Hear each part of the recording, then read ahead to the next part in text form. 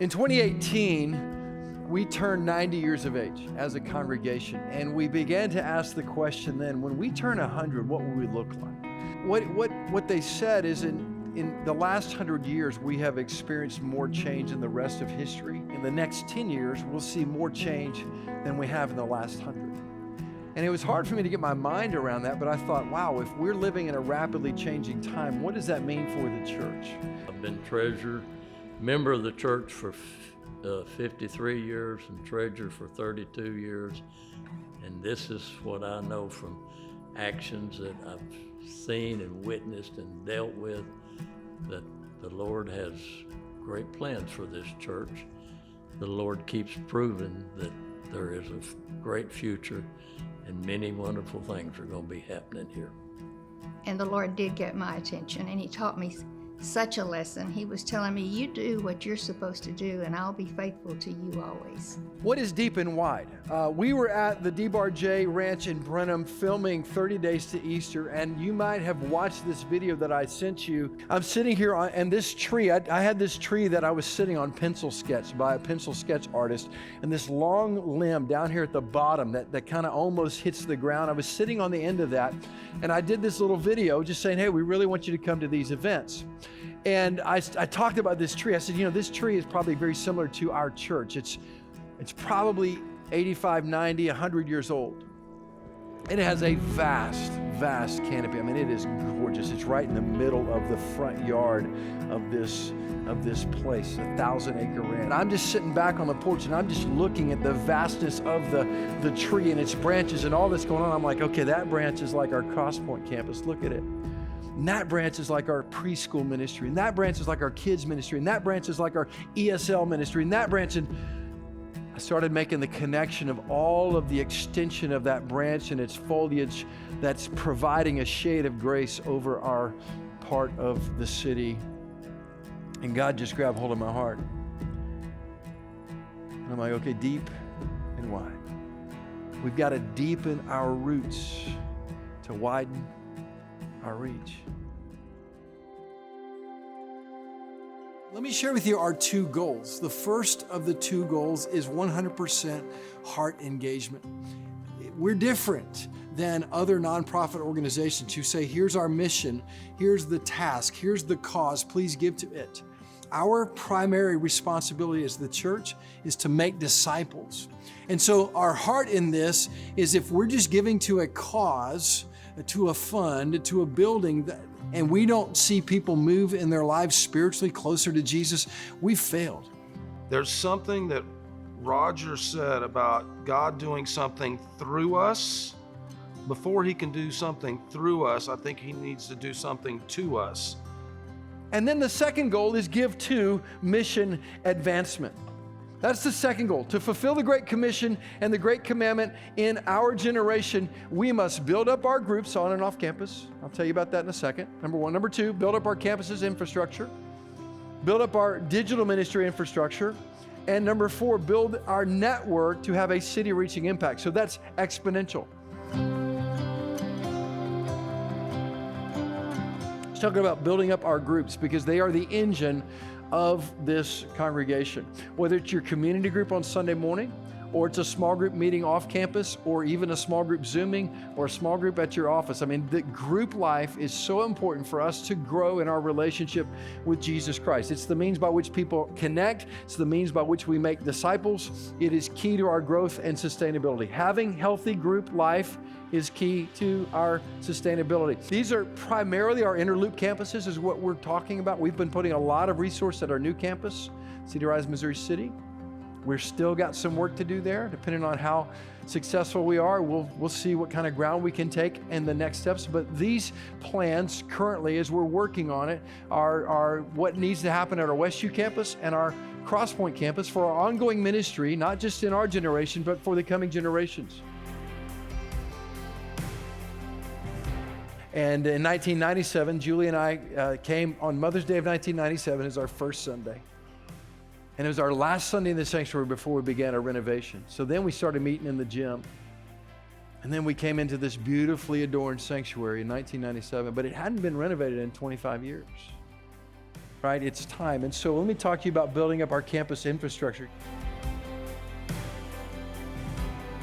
As you step into this sanctuary, I want you to see the renovation of this sanctuary. So we've got some exciting plans to develop this room to maintain its classic, beautiful look, but also do contemporary worship in it. So we'll have traditional worship and we'll have contemporary worship.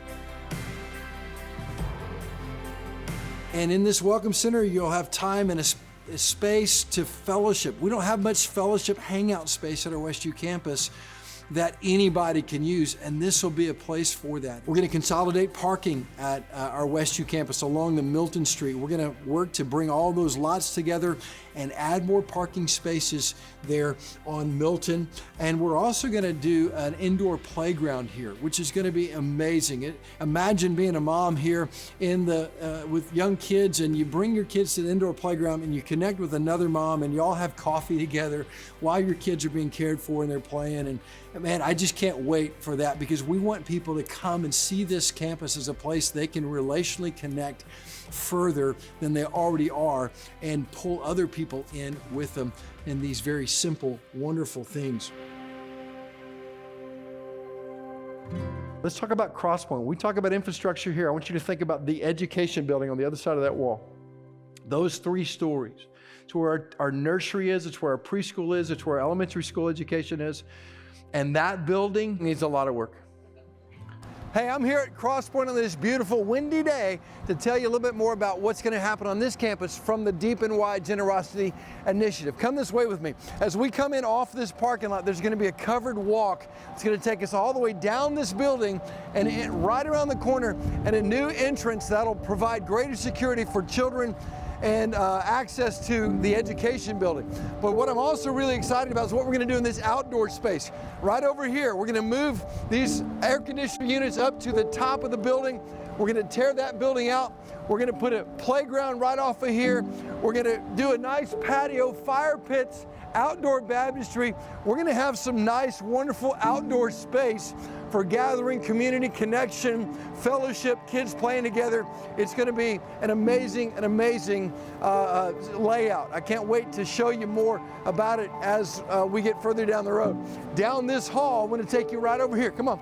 We're going to take the entire office suite that's at the end of this hallway. We're going to move it up to the 3rd floor because we've got to have more first floor space for children here. So we have malfunctioning equipment. Right. We have outlets that don't work. And overall, Roger, it's just not inviting. Right. And so we really want to put our best foot forward and create great first impressions for folks and utilize it as best we can. Amen. So for the sake of stewardship, frankly, we've got to steward better through the renovation of this facility. Additionally, we ask the question, why the push to digital? Here's the answer to that. If we don't, we will lose the next generation. Kids are spending 6 to 8 hours a day on social media. They are being discipled. They are being led through this phone. They are being led and discipled right here. So the opportunity for us in this is to break through the 4 walls, right? Beyond our dense locations. It is a platform in which we will be able to connect with people at an individual, group, and corporate level. It involves production, right? We have, think about Fight For It and the production that went into that. Here's what we want you to know about connecting. Here's what we want you to know about worship. Here's what we want you to know about serving, about giving, about going. And it's all on demand, mobile first. That's what we're building.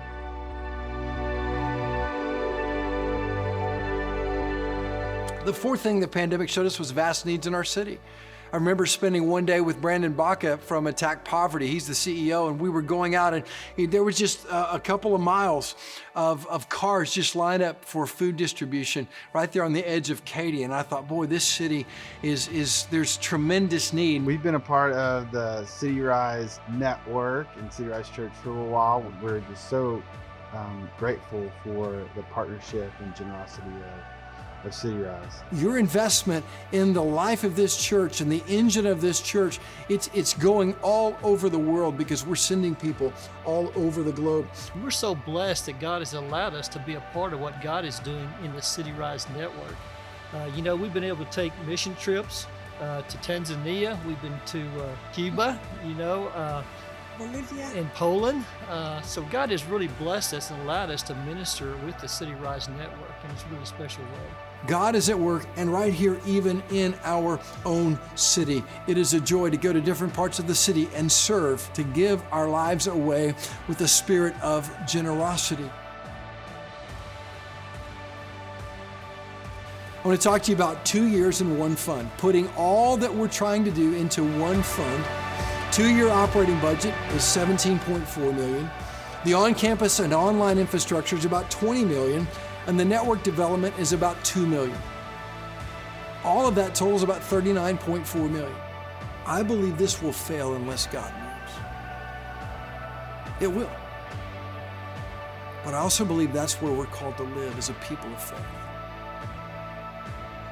I believe this will fail unless God moves. And to do that, He's got to move in our hearts. He's got to have our time. He's got to have our attention. He's got to have our desire to make His name great. And He's got to have our willingness to take our next step.